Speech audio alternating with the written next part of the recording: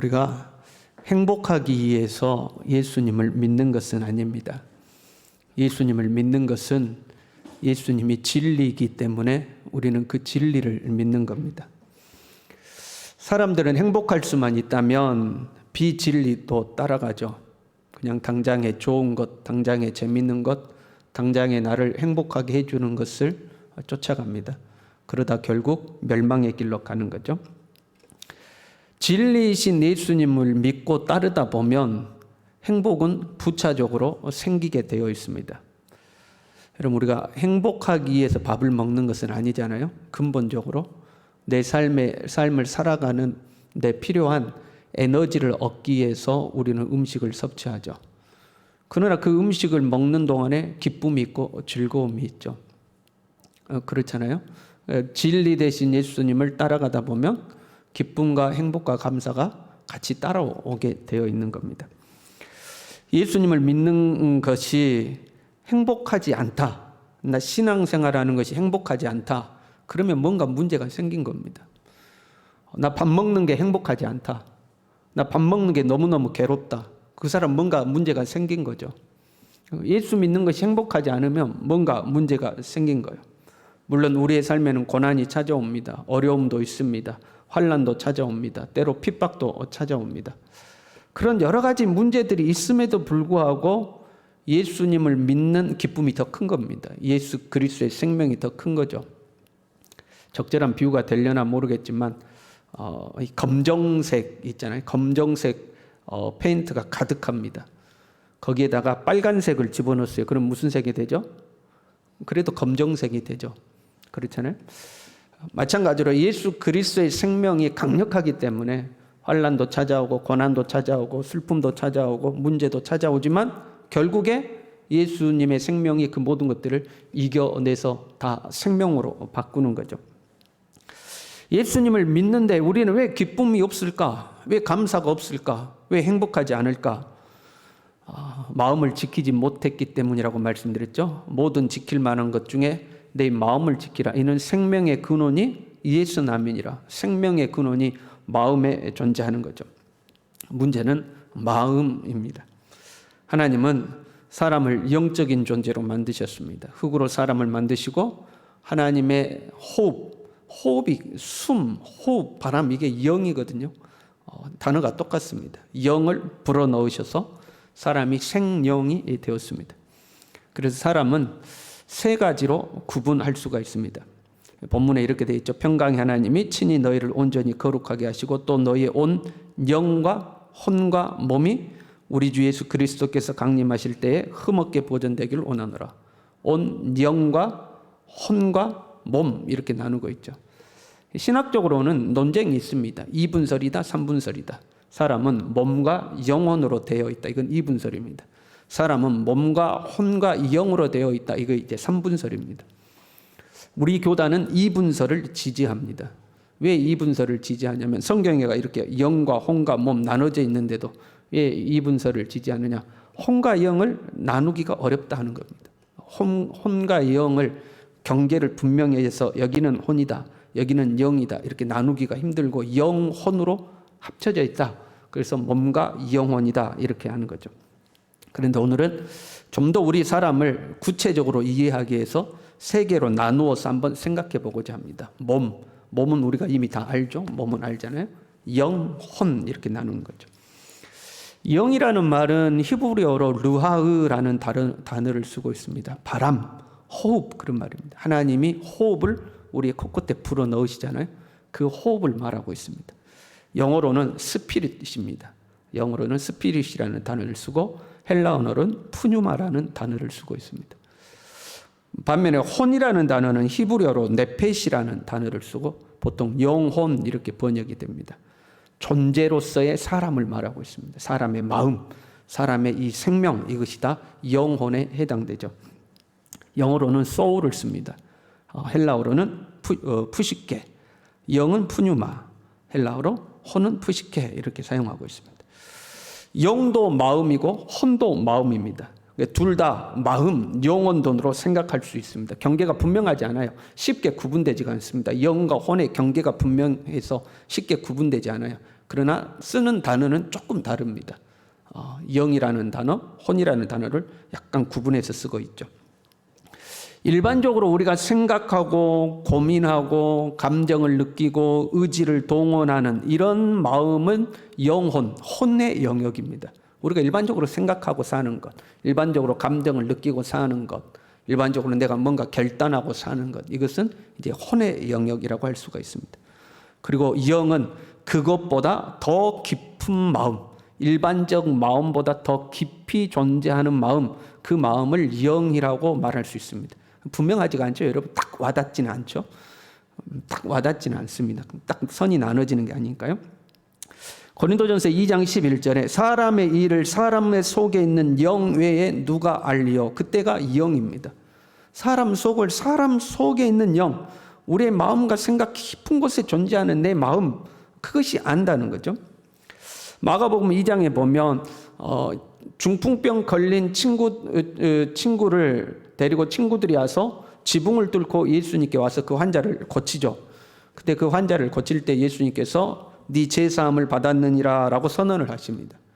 그랬더니 그 자리에 있던 서기관들이 마음속으로 저 사람이 누구길래 감히 죄사함을 선언하는가, 이것은 신성모독이다 하고 속으로 생각을 해요. 그때 예수님이 그들이 속으로 이렇게 생각하는 줄을 예수께서 곧 중심에 아시고 이르시되 어찌하여 이것을 마음에 생각하느냐, 이렇게 말씀하셨어요. 예수께서 곧 중심에 아시고 할 때는 영이라는 단어입니다. 예수님이 영으로 아셨단 말이고, 어찌하여 이것을 마음에 생각하느냐 할 때는 혼이라는 단어를 쓰고 있습니다. 너희들 그냥 일반적으로 생각하는 마음에 그거 생각하는 것을 예수님이 영으로서 아신다, 이제 이런 의미죠.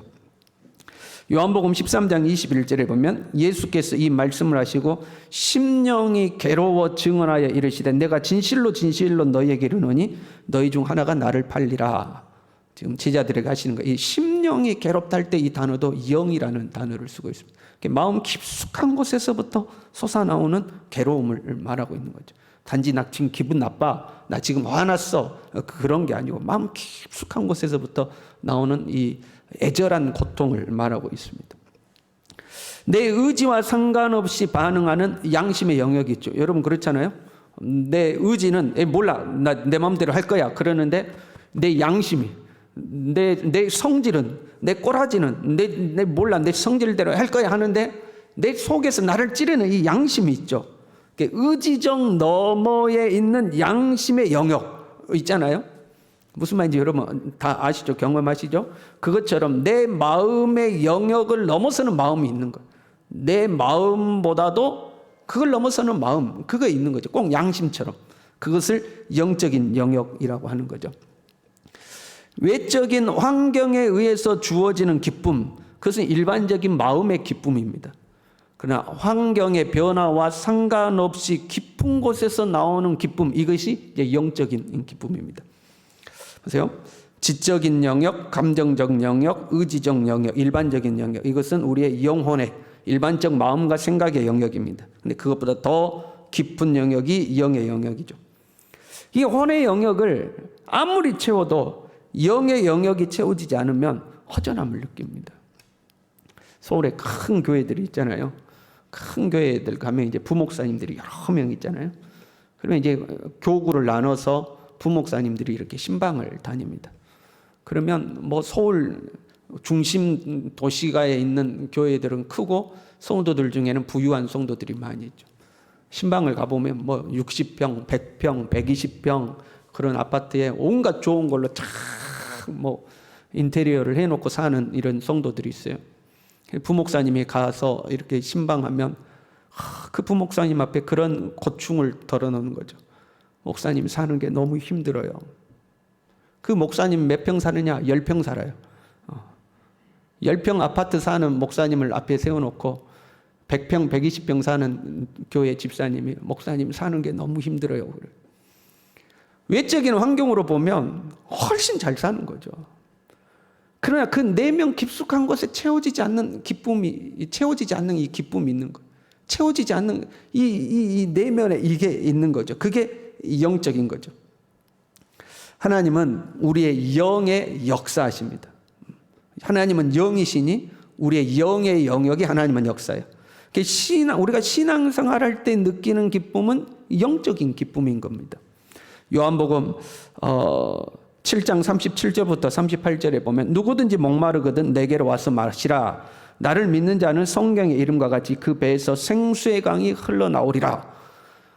내 배에서부터 생수의 강이 흘러나오고, 외부에서 나에게 물이 주어지는 게 아니고 그는 마시면 또 목마르고 마시면 또 목마른 거죠. 그러나 내 안에서 솟아나는 영생하도록 솟아나는 샘물, 또는 내 배에서 생수처럼 솟아나는 강물, 이게 이제 영적인 기쁨인 거죠. 저희가 어렸을 때 동네에 샘물이 있었거든요. 과거에는 이렇게 이 수도가 발전해 있지 않았고 지하수도 없었습니다. 그럴 때는 동네마다 샘이 있었습니다. 그 샘에 물기를 넣어서 이렇게 생활 식수로 쓰고 그랬잖아요. 그 샘은 비가 오나 눈이 오나 바람이 부나 태풍이 오나 계속 나옵니다. 샘이. 그렇죠? 바람이 불어도 샘이 나오고 비가 와도 샘이 나오고 눈이 와도 샘이 나오는 거죠. 그러니까 일반적인 우리의 감정은 바람에 따라서 바뀝니다. 바람이 불면 감정이 흐트러졌다가 또 눈 오면 또 추워졌다가 비가 오면 홀딱 젖었다가, 우리의 일반적인 감정은 외적인 환경에 의해서 막 자꾸 흔들리고 바뀌어요. 그러나 영적인 기쁨은 외적 환경에 의해서 바뀌지 않습니다. 비가 오나 눈이 오나 바람이 부나 태풍이 부나 솟아나는 샘물처럼 내 안에서 영적인 기쁨은 외적 환경과 상관없이 솟아나는 거죠. 신앙생활할 때 우리는 이 영적인 기쁨을 누려야 하는 겁니다. 이 기쁨이, 이 생명력이 저와 여러분에게 있기를 소망합니다. 언젠가 몇 번 간증한 것 같은데, 오래전에 알고 지냈던 집사님이 형편이 참 어려웠어요. 남편은 그냥 집안일도 안 돌보고 술 먹고 뭐 이제 이런 남편이고, 혼자서 자녀 둘을 키우면서 아르바이트를 해가면서 이제 생계를 유지해 가는데, 그날도 아침 일찍 일어나서 자녀 둘을 막 서둘러서 아침밥에서 챙겨 먹이고 학교 막 서둘러 보내고 집안 정리도 못하고 오전 아르바이트 때문에 자기 이제 아르바이트를 갔어요. 그리고 이제 오전 아르바이트를 끝내고 집에 와서 이제 점심을 먹는 거죠. 그런데 뭐 아침에 치우지도 못하고 갔으니까 뭐 이부자리도 정리가 안 돼 있고 설거지도 안 돼 있고 집안은 막 다 흐트러져 있는 거죠. 근데 일단 밥을 먹어야 되니까 혼자 밥 먹으니까 밥통째 이제 끌어안고 밥통째 끄집어내고 끌어안고 뭐 반찬 한두 개 냉장고에서 꺼내고 까놓고 그 밥통을 부둥켜 안고, 우리 뭐예요? 밥 먹기 전에 우리는 무조건 기도하잖아요. 기도할 때 뭐라고 기도합니까, 여러분? 우리는 습관적으로 하나님 감사합니다 기도하죠. 그 밥통을 끌어안고 습관적으로 한 거예요. 하나님 감사합니다 하고 기도했는데 그때 하나님의 은혜가 임한 겁니다. 갑자기 통곡이 터지면서 눈물이 쏟아지면서 거기서부터 막 기도가 이제 나오기 시작한 거죠. 한참을 기도하다가 찬송이 나오기를 내 영혼이 은총 입어 중한재진 벗고 보니 슬픔 많은 이 세상도 천국으로 하도다 하고 그 밥통을 부둥켜 안고 울다가 기도하다가 찬양하다가 하고 정신을 차려보니까 그 어지럽고 뒤숭숭하고 정리되지 않는 집안과 자기의 모든 형편이 너무 감사한 거예요. 그게 영적인 기쁨입니다. 환경은 그대로인데 내 속에서 솟아나는 기쁨이 있는 거. 그게 영적인 기쁨인 거죠. 세상은 사람의 감정과 생각을 자극합니다. 보이는 것, 들리는 것을 더 화려하고 더 풍요롭고 더 즐겁고 더 재밌고 이런 것으로 우리를 자극하죠. 예수님을 시험한 마귀가 천하만국을 보여주면서 내 앞에 무릎을 꿇으라라고 명했던 것처럼, 그러면 이 모든 건 너에게 다 줄게 하는 것처럼 그 온 세상의 화려함을 우리에게 보여주고 우리의 감정과 생각을 자극하는 거죠. 그래서 부자가 좋아 보이고 좋은 옷, 좋은 차, 좋은 집, 맛있는 음식, 화려하게 여행 다니고 뭐 이런 것에 기쁨이 있는 것처럼 우리를 자극하는 거죠. 물론 이런 데도 기쁨은 있습니다. 그러나 저급한 기쁨입니다. 고급 기쁨이 아니에요. 저급한 기쁨이죠. 기뻐하지 말라는 거 아니에요. 여러분 좋은 집 생겼어요. 기뻐하셔야죠. 좋은 차 생겼어요. 기뻐하셔야 됩니다. 그러나 이것이 최고인 것처럼 쫓아가면 안 되는 거예요. 어린 아이들이 뭐 4살, 5살 될 때 아직 돈을 모를 때 있잖아요. 그때 아이들은 동전을 더 좋아합니다. 동전을 좋아해요, 애들은. 그러면 명절 때 이제 친척이 아이고 예쁘다 하고 지폐를 줍니다. 그럼 지폐를 들고 있으면 엄마가 자 동전하고 바꾸자 그러면 얘가 낼름 바꾸죠. 무엇이 더 값어치 있는가를 모르는 거죠. 우리가 추구해야 될 기쁨은 영적인 기쁨입니다. 즉 하늘나라를 소망하고 사는 거죠. 그런데 눈에 보이는 화려함, 부유함, 풍요로움 이것에 우리의 마음을 뺏기면 안 되는 거죠. 거기에도 물론 즐거움과 기쁨은 있어요. 그러나 저급한 기쁨입니다. 영적인 기쁨에 비교하면 무엇이 더 중요한지를 혼돈하면 안 되는 거죠. 경건 생활을 하면서 누리는 즐거움이라고 모두 영적인 것 또한 아닙니다. 우리가 신앙생활하면요, 꼭 모든 즐거움이 다 영적인 즐거움은 아니에요. 이 신앙생활 안에도 자기 만족이 있고요, 그렇죠? 성취감도 있고요, 존재감에서 오는 그런 기쁨들도 있습니다. 내가 오늘 만약에 우리 권사님 기도하셨잖아요. 기도하셨어요. 딱 기도를 마치고 예배 마치고 나가는데 성도 한 분이 권사님 오늘 권사님 기도 소리가 너무 은혜됐어요. 그러면 기뻐요, 안 기뻐요? 그 기쁨이 있죠. 거기에 기쁨이 있어요. 주일날 내가 특송을 했어요. 그랬더니 성도들이 나가는데 집사님 찬양 소리 너무너무 은혜되대. 그러면 거기에 기쁨이 있죠. 교회에서 어떤 프로그램을 맡아서 행사를 진행했어요. 모든 행사를 다 마치고 났더니 참 이번 행사 너무너무 잘 됐다고, 진짜 고생했다고, 누가 이렇게 준비했냐고, 진짜 잘했다고 하면 거기에도 기쁨이 있죠. 그 기쁨이 나쁘다는 거 아니에요, 여러분. 그러나 영적인 즐거움과 구별할 수 있어야 돼요. 영적 즐거움은 아무도 알아주지 않아도 내가 하나님께 쓰임 받았다는 것에 기쁜 거예요. 내가 주를 위해서 헌신했다는 것에 기쁨이 있는 거예요. 내가 하나님을 찬양하고 하나님 앞에 기도했다는 것 자체가 기쁜 거예요. 그것 때문에 기쁨이 있는 거예요. 그래서 영적 즐거움에는 시험이 없어요, 여러분. 시험이 없어요. 그러나 사람에게서 오는 즐거움은, 그러니까 자기 만족, 성취감, 존재감 이런 데서 오는 기쁨은 시험이 있어요. 보세요. 오늘 니부가 권사님이 기도하셨는데 자꾸 예를 들어서 죄송합니다. 권사님 또 기도하고 탁 나갔는지 한 사람이 권사님 오늘 기도 소리에 참 은혜 받았어요. 딱 했어요. 그랬더니 옆에 있는 사람이 은혜는 무슨 은혜? 그것도 기도라고. 한 사람이 만약에 그랬어요. 그럼 그 이야기를 듣는 순간 어떻게 돼요? 마음이 팍 상해요. 그렇잖아요. 그러니까 이거는 우리끼리 주고받는 기쁨이에요. 그러니까 누구가 말 한마디 하면 그 기쁨이 탁 없어져 버려요. 주일날 찬양을 했어요. 예배 끝나고 나가는데 아따 특성 준비도 제대로 안 했더만 보니까 음정도 틀리고 박자도 틀리고 가사도 못 외우고 누가 탁 그랬어요. 그 마음이 탁 상해요. 행사 진행했어요. 행사 진행했는데 아이고 진짜 준비 좀 철저히 좀 하지, 이런 것도 준비했다고 그러면 마음속으로 내가 다시는 교회 일 맡아서 안 가보자, 내가 다시는 봉사 안 해. 마음이 탁 상하죠. 이거는 영적 기쁨이 아닌 거죠. 그냥 우리끼리 주고받는, 사람의 마음과 생각으로 주고받는 기쁨인 거죠. 그러나 영적인 기쁨은 그런 것과 상관이 없는 거예요.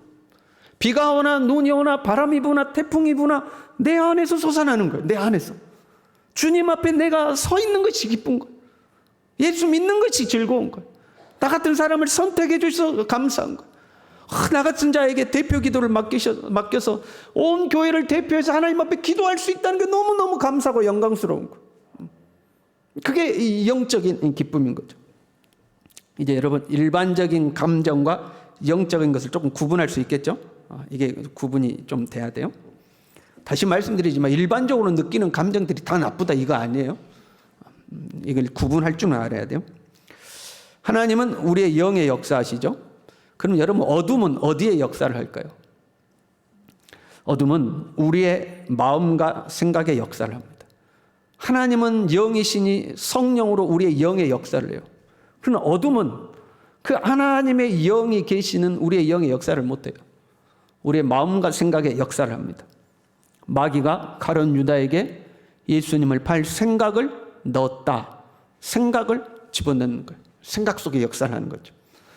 뱀이 하와와 대화하면서 그 마음에 하나님에 대한 불신을 심어주죠. 대화하면서 야, 동산의 나무 다 먹지 말라고 하시더냐? 아니야, 동산 중앙에 있는 것만 먹지 말라고 그랬어. 왜 먹지 말라 하시대? 먹으면 죽는댔어. 야, 거짓말이야, 안 죽어. 대화하면서 마음속에 하나님에 대한 불신을 심어주고 그걸 따먹으면 네가 하나님과 같이 될 거야. 선악과에 대한 욕망을 자극을 하죠. 생각을 집어넣고 감정을 자극을 하는 거예요. 사무엘상 16장에 보면요, 사울에게서 하나님의 영이 떠나죠. 여호와께서 부리시는 악령이 그를 번뇌하게 한지라. 악령이 사울을 번뇌케 했다, 이렇게 돼 있어요. 이 번뇌라는 단어가 생각이 많아지는 거예요. 꼬리에 꼬리를 물고 생각이 끝이 없어요. 여러분 그 경험하시죠? 좋은 생각은 그렇게 안 나. 좋은 생각은 꼬리에 꼬리를 물지 않아. 간혹 그런 생각하시는 분들이 있더라고요. 복권 내가 40억에 당첨되면 막 이거 공상을 하는 공상, 헛된 공상하시는 분이 있어도 그의 이 사람도 사랑스럽고 저 사람도 사랑스럽고 내가 이 사람도 사랑해야지, 저 사람도 용서해야지, 꼬리를 끌고 꼬리에 꼬리를 물고 이런 생각을 안 해요. 그런데 안 좋은 생각은 꼬리에 꼬리를 물어요. 그때도 그 사람이 나를 이상한 눈으로 쳐다봤고, 그때도 그 사람이 나한테 말을 이상하게 했고, 그때 다시 생각해 보니까 그 사람이 나를 무시한 것 같고 하고, 계속해서 안 좋은 생각을 하는 거예요. 그게 번뇌하는 거죠. 근데 이 번뇌라는 단어가 무슨 의미가 또 들어있냐면 두려워하다라는 의미가 들어있어요. 감정적인 고뇌가 포함되어 있어요. 생각과 감정이 혼돈되는 거예요. 분노했다가 두려워했다가 죽이겠다고 했다가 불안했다가 생각과 감정이 막 오르락 내리락 하는 거. 그래서 어둠은 우리의 마음과 생각의 역사를 하는 거죠. 제가 종종 말하지만 감정과 생각이 지나치면 뭐가 역사한다? 어둠이 역사한다.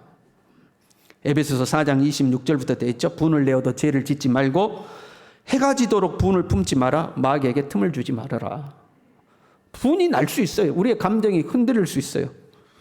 그러나 그걸 지속적으로 품지 말라는 거예요. 분을 내는 것은 감정의 영역이잖아요. 이 감정의 영역이 지속되면 틈이 생긴다. 어둠이 역사할 수 있는 틈이 생긴다. 그리고 어둠이 역사하면 우리의 마음을 뺏겨버리는 거죠. 일반적인 마음과 생각, 우리의 일반적인 마음과 생각 그리고 감정에 영적 공격에 의해서 오염된 상태. 여러분 이걸 좀 분별할 필요가 있어요. 그러니까 내가 평범하게 살아가는데 우리가 가지고 살아가는 감정과 생각이 있잖아요. 때로는 슬프고 때로는 화나고 때로는 좀 미워하고 때로는 용서하건 일반적인 감정과 생각과 영적인 공격에 의해서 내 마음이 오염돼 버린 상태. 감정이 지속돼서 어둠이 틈을 타가지고 이제 그 감정이 내 통제 아래 놓이지 아니하고 내 뜻대로 내 의지대로 안 되는 영적으로 공격당해서 오염된 상태, 이거를 분별할 수 있어야 돼요. 기분이 좀 안 좋고 화가 날 수는 있어요. 그런데 그게 꼬리에 꼬리를 물고 성질이 났다가 미워했다가 우울했다가 슬펐다가 이게 끝이 없어요. 그럼 빨리 정신을 차려야 되죠. 내 감정의 영역에 틈이 생겨서 공격당하고 있구나. 이게 영적인 영역으로 오염이 됐구나 하고 빨리 깨달아야 되죠. 이걸 깨우쳐야 되는 거죠. 근데 사실 이것이 어려워요. 왜 어렵냐면 이미 공격당해가지고 마음을 빼앗겨버리잖아요. 그러면 제어가 안 돼요. 통제가 안 됩니다. 영적으로 싸우고 싶은 마음도 없어요. 내 마음을 지키고 싶은 마음도 없어요. 그냥 감정 가는 대로 생각 가는 대로 내 자신을 방치해버리는 경우가 많아요. 그래서 초기에 마음을 잘 방어해야 돼요.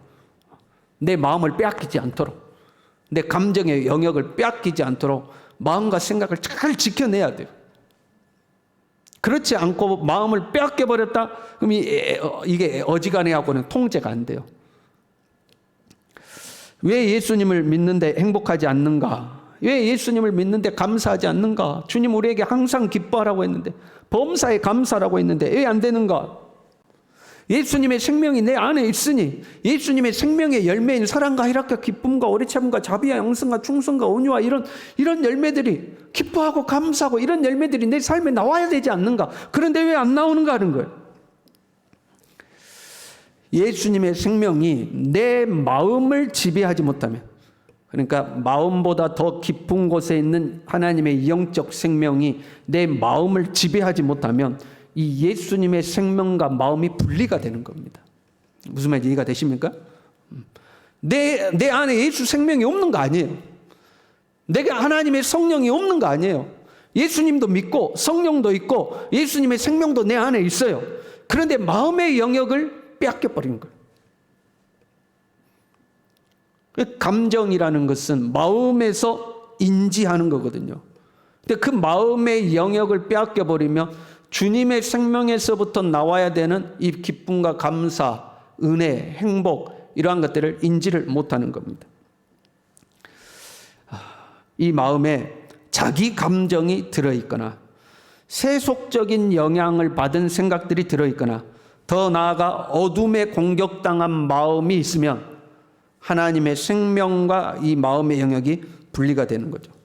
그래서 예수님도 믿고 성령도 받았는데 주님의 생명의 풍성함을 못 누리는 겁니다. 분명 예수님 믿었어요. 성령이 내 안에 계셔요. 근데 그 생명을 누리지를 못해요. 마음은 안 믿는 자하고 똑같은 거죠. 똑같이 괴롭고 똑같이 슬프고 똑같이 우울하고 똑같이 분노하고 똑같이 미워하고 이 감정의 영역은 변화가 전혀 없이 똑같은 거. 어떻게 해야 되는가? 본문은 이렇게 이야기해요. 온 영과 혼과 몸이 우리 주 예수 그리스도께서 강림하실 때에 흠없게 보존되기를 원하노라. 온 영과 혼과 몸이 흠없이 보존되기를 원한다, 이렇게 되어 있죠. 어느 한 영역만 잘해서 되는 게 아니다 이 말이에요. 우리가 영과 혼과 몸을 나누어 생각하지만 사실 나누어지지 않아요. 긴밀하게 연결되어 있습니다. 나누어지지 않아요. 한 영역만 잘한다고 해서 되는 게 아니에요.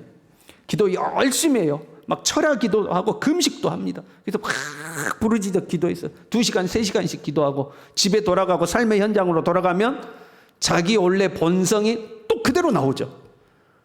나 그렇게 열심히 기도했는데 삶의 현장에 가면 하나도 안 변하고 내 마음과 생각 옛날 그대로 다시 딱 나와버리죠. 왜? 마음을 지키지 못했기 때문에 그렇게 돼버렸죠. 반대로 나쁜 생각 안 합니다.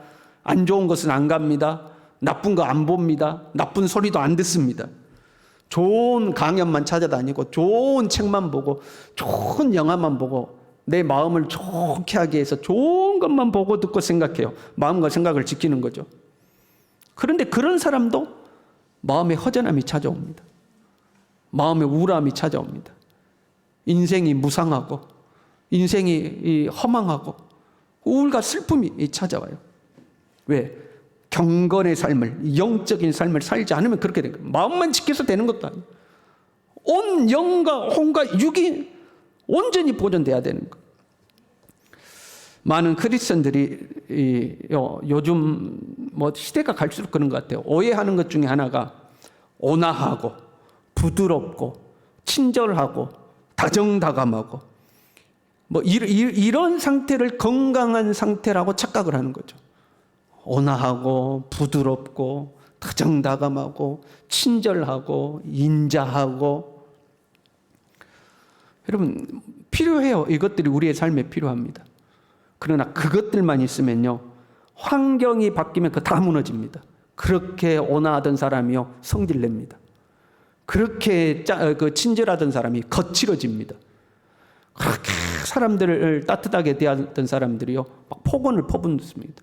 환경이 바뀌면 그것들은 다 바뀌어요. 그냥 우리의 마음의 영역일 뿐인 거죠. 우리는 영이신 하나님을 믿고 성령을 받은 사람들입니다. 우리는 영적인 삶을 살아야 되는 거예요. 영적으로 솟아나는 하나님의 생명이 내 안에 가득해야 하는 거예요. 그것이 우리의 뿌리가 되어야 됩니다. 거기에서부터 우리의 마음을 다스림이 있어야 돼요. 그래야 환경에 의해서 흔들리지 않게 되는 겁니다. 때로 흔들리기도 하고 때로 이리 기우뚱 저리 기우뚱 할 수도 있죠. 세상에 여러 환난 풍파가 많으니까요. 그러나 뿌리가 든든하면 금방 다시 일어서는 겁니다. 샘물이 다시 솟아나는 겁니다. 우리는 예수님을 믿는 사람들이에요. 세상과 똑같이 먹을 것, 마실 것, 입을 것에 우리의 삶의 목적이 있는 사람들이 아닙니다. 이것들에 의해서 우리의 기쁨과 감사가 결정되어서는 안 되는 거예요. 우리는 하나님의 사람들인 줄로 믿습니다. 마음과 생각에 예수 그리스도의 생명이 충만하여서 이 예수 그리스도의 생명으로 내 마음과 생각을 다스리고 통치하며 그렇게 살아가는 우리 모두 될 수 있기를 바랍니다. 기도하겠습니다.